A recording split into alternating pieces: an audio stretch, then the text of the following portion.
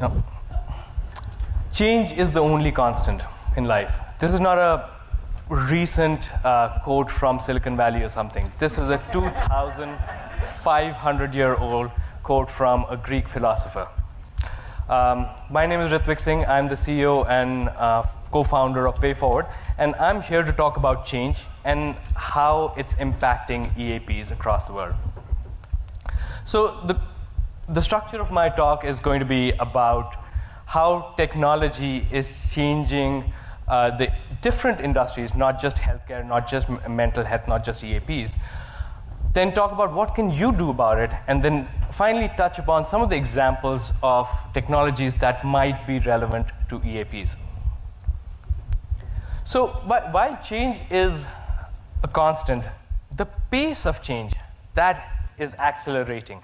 A typical S&P 500 company used to be there for 60 years back in the 1950s and 60s. Now the average life of that company is less than 20 years. And that's becoming shorter and shorter. There are some really big, prominent examples of companies that are out there. Blockbuster, their CEO said that Netflix is just a blip on their radar. It's a tiny, tiny company.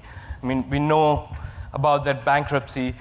But beyond that, it was a disruptor for not just Blockbuster, but we saw this year. They had the most Emmy nominations. They're now taking on and disrupting the typical content, movie, all these other industries as well. So while a certain thing might look really slow initially, the way these technology-led changes are, they start off slowly, like even Amazon started off slowly. And now we're at a phase where there is a retail apocalypse. Every few days, every few weeks, we hear of a new company going bankrupt because of that. While there are certain companies, like Walmart is now, in order to counter that, they're investing a lot in their innovation, in their partners, internally, all of that they're investing in. But change is something that is inevitable, and the rate of change and how change happens, that is changing. There are a lot of disruptors, and there are disruptors in the healthcare domain. So this is a piece from Bain & Company on the Amazon effect, people getting things on one click, getting things delivered in a couple of days' time. That's just changing the mentality of how people expect services, goods, everything around them. The digital revolution, things can be so easily accessible on people's phones, on their computers. That's disrupting that. Regulatory changes are happening. And consumerism. People expect everything to be tailored to them, made for them, easily available, without their employers or organizations completely controlling all the different aspects, and getting, at the end of the day, getting personalized medicine, a solution that's customized just for them. And I mean, Bain said that about healthcare in general, but behavioral health, mental health is also a part of that, and it's impacting behavioral and mental health. And I like this visual of enemy at the gates, while EAPs have this really strong wall of clinical expertise, deep clinical expertise, and client relationships. The enemies are out there looking to break that wall through technology, AI looking to, replace expertise. I mean, we're not there yet, but they are looking to do all of that. And some of the value propositions, some of the discussions that are going on is that we can help reduce your wait time from months to weeks to days to instant access to different types of solutions. We can make, the EAP industry has 4.5% utilization rates. They're talking about how can they increase awareness utilizing tools like social media, web campaigns, email campaigns, a lot of digital technology to get to more people so that the outcomes, the impact is on more, like a bigger part of the employee population. And then access. This is where the consumerism aspect also comes into play. Employees want to decide how they get access. They want to have access through phone, through their smartphones, through their computers. They want to choose how they access the solution. Do they want to actually talk to someone? Do they actually want to go and meet someone in person? They want to have all of those decisions, and they want to make that decision. So these are some of the value propositions that disruptors are bringing, and they are putting that against the EAP industry in order to disrupt and say that we can replace them. So what can be done to counter that? Because one thing is inevitable. There has to be some action that has to be taken. You can either buy a solution that's existing, or you could build something of your own. There are a lot of different aspects associated with buying or building. If you buy something, you don't have any upfront cost of hiring user experience designers, user interface designers, then a lot of developers. I mean, this can be hundreds of thousands of dollars spent into a technology which you don't know will it work or not work. So building is definitely more expensive. Time to launch. So if you buy something, it's already existing. You can use it almost immediately. Building takes a long time, sometimes one year. You make the wrong technology decision, it could be 2 years, it could be longer than that. But on the other hand, you do not have control over the product if you're just buying. It's something that's already built, and you need to take it to your clients. While if you build something, it's completely built to your specifications. You know your clients the best. Nobody knows them better. No outsider technology company would know your clients better than you. So that's the positive. And in buying, sometimes there's some customization, but in building, it's something that you can customize based on the budget you have, because you could end up spending millions in customization, to be honest. I mean, in terms of technology, there's so many different things that can be done. There is another model that's there. We have taken a slightly different model of a partnership where we build about 80% of the solution, and the last 20% is customized based on each and every partner and what their requirement is.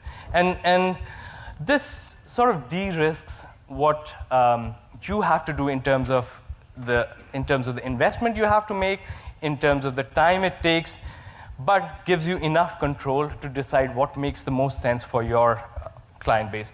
But at the end of the day, the decision has to be yours, like buy, build, partner. But the decision can't be not taking action. So I'm going to talk about some examples of technology-based solutions and how they're entering the EAP, behavioral health, mental health space. There's screening and assessment. There's standardized screenings. There's customized screening. They're proprietary. The huge number of screenings to help individuals identify what do they need help for, what is the appropriate level of help they need. Should they go for in-person or teletherapy or just use a self-use program? Screening is really important for organizations to identify what are the top problems in their organization so that they can have a specific program. Say, anger is the biggest problem in this organization, or anxiety. So they can have campaigns around that. Then there are self-use programs, or apps that are available from science-based, CBT-based, mindfulness-based content, and within content also. Content is not just text. There's text, audio, video. There's a huge variety, and people's attention span is reducing, so video shorter is always better. Breathing exercises, there are a lot of meditation, breathing exercises. They are becoming more mainstream.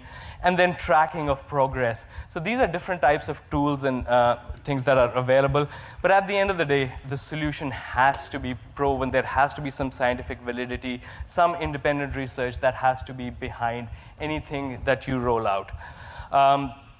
Tele-Health is becoming bigger and bigger part of what employees expect. So that's another solution.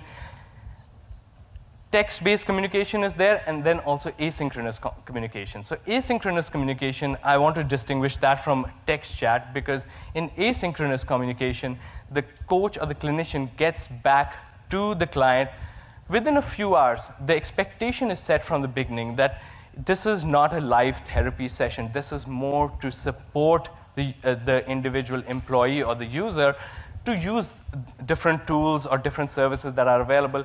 And this makes a lot of sense from the employer's perspective, so that it can help them manage their cost, but from the employee's perspective also, it gives them that continuous 24/7 access without the cost for the employer or the insurance going up significantly. Then there are bots that are out there. Now the problem, bots, this technology is evolving. The problem there, and we heard in the last talk about emotional intelligence, the empathy, that aspect is missing. So before unleashing bots on humans, we need to think a little bit about that aspect in terms of bots.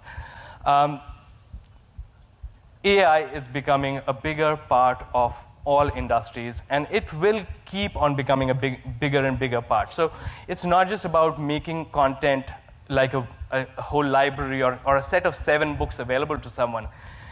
Everyone needs content or programs that are customized to their specific needs, their specific progress. And AI is a very good tool in helping figure out what's the right solution, how to customize, not just customize, individualize the content that's delivered. What's the right mix of content from video-based to interactive elements to coaching, to sending them, actually giving them other assessments, even sending them for in-person or video therapy. What is the right combination? And AI can be a tool in determining that. AI, I see this as a more viable solution than chatbots, is using AI as an assistant to the experts, because a lot of times same kind of questions are being asked. For example, I write up here that I'm feeling panicky. The AI assistant can actually suggest 2 or 3 breathing exercises or suggestions that the expert can choose to use, or they can ignore and actually type on their own. So that way, the power is still in the hand of the clinician or the expert, but this becomes an assistant, and it can help them become more efficient rather than having to search, okay, what's the link for this breathing exercise because I want to send it across. So in this kind of a scenario, the AI is an assistant, and over time, as it gets trained, it becomes a better assistant. So that's another technology that's coming up. And then there are a number of other things, including virtual reality for relaxation exercises, voice as an interface. So we talk about mobile apps and web. They are interfaces. Voice as an interface is also becoming bigger and bigger. And it's, all of our phones have that capability, but more and more homes are getting this capability where you have voice-based services where you can just talk to it without having to pull out a screen. Especially for elders, this is going to become a bigger part of the solutions that are required to solve the problems related to mental health. So I want to conclude by saying that change is inevitable. The pace of change that's accelerating. So something has to be done, but at the end of the day, it has to be the right solution for the right client, because the same solution, the same exact thing won't work for everyone. Thank you.